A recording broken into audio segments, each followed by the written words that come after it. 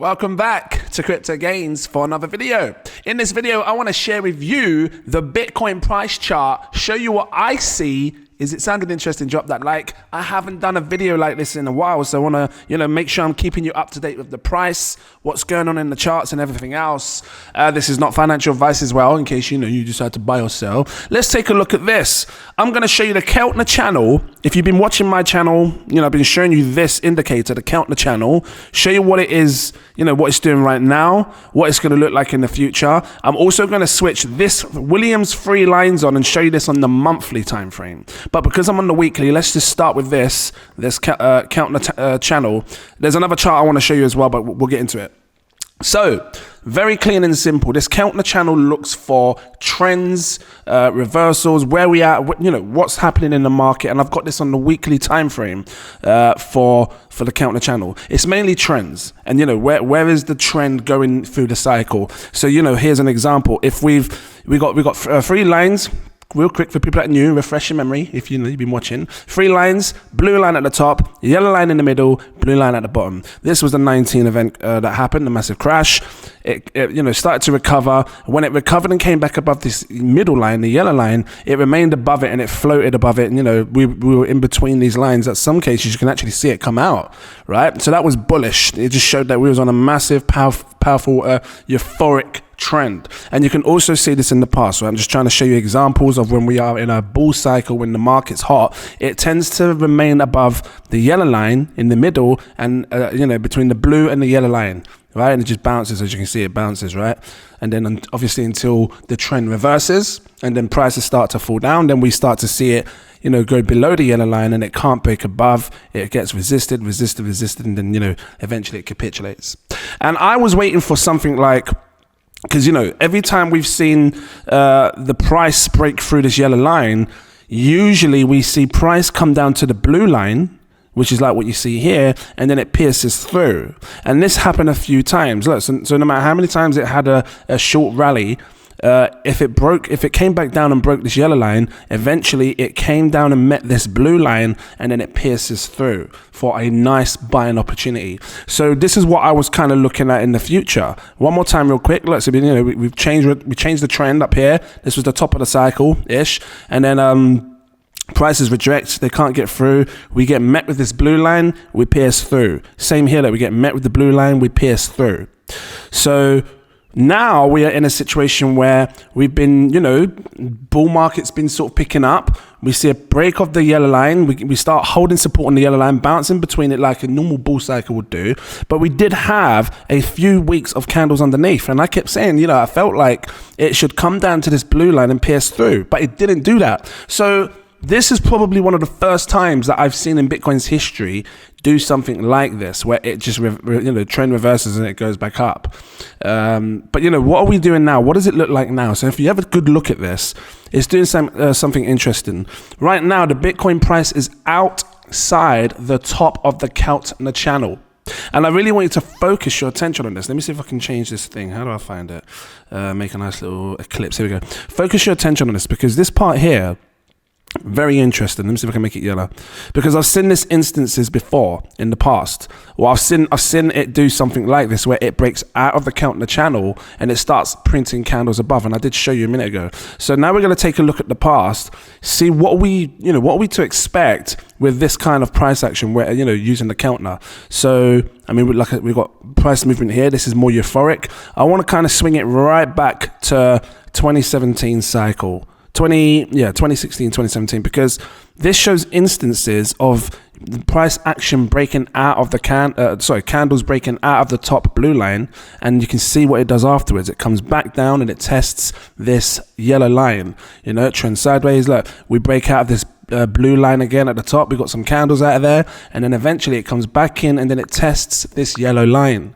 Let's take a look again in the future. Look, as time goes on, if it breaks out of this top blue line, we start seeing candles outside of it. Eventually it comes down and tests this yellow line. Maybe that's a sign that it's overheated. Maybe that's a sign that it's too much buy power. It's not necessarily a bad thing. Because look at this. If we are, let's say we broke out from the bottom of the cycle. Let's say we're somewhere here. If we were somewhere here and the candle, we've got candles out of it and it has to come back and test the red line, That's fine. Okay, yeah, we will see a pullback. What kind of pullback was that? Because again, this is on the weekly time frame.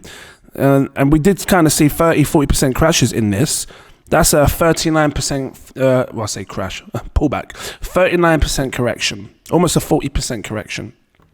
And that can be perfectly fine. Why? Because, you know, we can see what happens in the future. Look at this. It starts to go up again. It just remains in between these sort of lines and keeps bouncing up, regardless if we get some candles out. But that could just be a good tell sign that actually maybe this, you know, market's heated up so much, we might need to call back to the yellow line. You see, candles above out of the blue line here, come back to the yellow line. And it does that throughout the whole cycle. So now we can kind of take that with us on this chart and have a look at what's going to happen then. Because if it tests back to the yellow line, what prices will we be expecting at this yellow line? Is it going to happen now? Are we still going to see a bit more price action before it does that?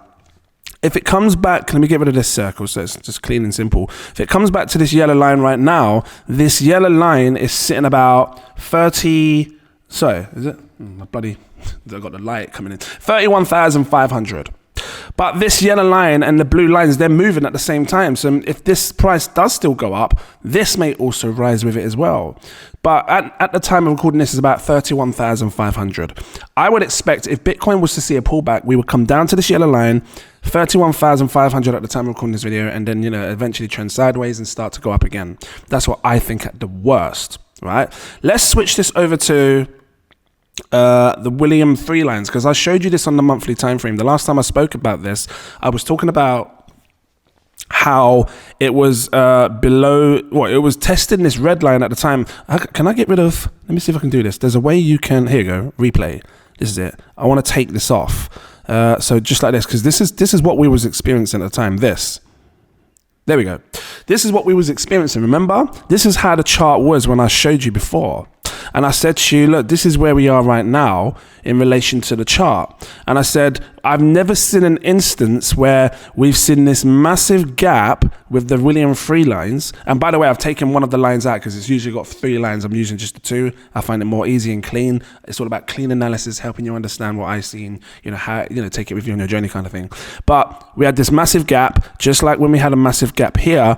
Look, price action broke above the green line and, you know, well, it should have held against the red line as well, but we had the C19 Black Swan event. But here's another example. We had a massive gap here, right? And then when we break above, we usually see the price action remain above the red line and the green line. Not once had we have ever seen, and let me just quickly get a brush. Not once did we ever see where it broke above this, or we were inside this sort of gap area where prices went below the red and below the green. You see here, this is the green and the red. We never saw that. So in my head, I was thinking, well, something's going to have to give. We're going to have to see Bitcoin's price move up in order to remain similar to what happened in the past. So you can see what happened here. How do you move forward? You press play, and obviously as months have gone on, that's a bit slow. I just speed it up. Speed it up, 10x. Come on. That's taking too long. Should I just stop it? Where's the stop? Here we go. Stop. So skip forward. So yeah, and obviously, oh, how do I get rid of this now? Look, I'm not prepared on myself. Hold on. How do I close this? There we go. Yep, close that. Fine. So as time's gone on, we now see the picture perfect. We see the green candle, massive green candle up, second green candle, which is sort of like a nice confirmation candle, you know, that we're staying above this red line. You see, nice and healthy now. But let's try and figure out what's going to happen next, because now we've seen this. We've seen the cross of the red line and the green line. So we had this gap. Then we had the red and the green line cross. What happened in the past when this sort of happened? Let's take a look back at the 2017 cycle. Most people have been sort of relating it to this. So we see the red come up, the green come down. That's the cross. Look, we had the gap. We had the cross of these two lines. And the price action over the months to come just remained above the red line. So I would believe that price action should remain above the red line. All right, worst case, do what this did here. If a 19 event, we see if we do see a massive fallback, we see it at least hold support on the green line, right? This is what I want to see now. So at the time of recording this, the red line is, can I bring this down? The red line is sitting about 28,500. The green line is sitting about 25,000. 28 to 25,000. I don't know if it's going to go that low. I don't think the market would let it. I think it's likely that we could hold support on this one here, like I said, around about 31,500. I feel like that's a stronger support area. I don't know, I feel like this one would be a stronger support area, this one right here. So, you know, I'm just trying to give you all options, show you what I'm seeing with all different things in the charts. What else have I got that I want to show you? What's this? This is just a good, clean, sort of like an outline of the long-term perspective of what's happening with Bitcoin. Let me just delete this for a second. It's just my Fibonacci. I'm just not with it. So take a look at this, right? I've got the RSI at the top here, which is this blue line, and I've got the stochastic RSI underneath. And they both speak of tops of the cycles, right? You can pinpoint where we had the most euphoric moment where prices just went crazy and then we peaked out and that was it, bear market begun kind of thing. And this is where the vertical lines that I've drawn, or, you know, pinned, stamped, whatever you want to call it, this is where they play, right? And you can see here, this was the top, this was, according to this, was the top, and you can see where the blue line was on the RSI. Look at where we are right now with the RSI. We're somewhere down here. So we still have enough room for this blue line sort of, you know, to come up. This is going to be stupid, it's not looking right, and come up and test this area here. And I would expect the RSI to sort of come up here and test this. At least I believe so. In the long term, this is the monthly time frame, so we've got a month's worth of candle action, which it could take maybe a couple of years to play out. I don't know, could we be on a really long, I mean, how long did this take from here to here, this cycle, from this top to this top? It took 1,186 days. How many days have we done so far compared to 1,186? We are at 975. So 1,186 is about, well, 1,188 is here, right? Let's just put another vertical line. I'm not saying it's going to be here, but that's sort of an equivalent amount of time from the last cycle, from 2018's, you know, 2022. So can it do that? Can we start seeing this blue line come up and sort of peak around here? I'm going to leave this line here just as a reference, just to see if it does in the future. Sort of when we get to this sort of line, we start, you know, will we see a top? And if we do, how high is it going to be for Bitcoin at that time? I don't know. Will this form... I mean, if it does, put it like this, if it prints a new high and this RSI does not come above and go higher than this, that's going to create a massive bearish divergence where the price goes higher and higher, but the RSI goes lower and lower. So that is also something to really pay attention to. But we'll see what happens in the long term. So far, you know, it all looks okay. It looks like it's doing all right. Where's this other chart I wanted to show you real quick? The pi cycle.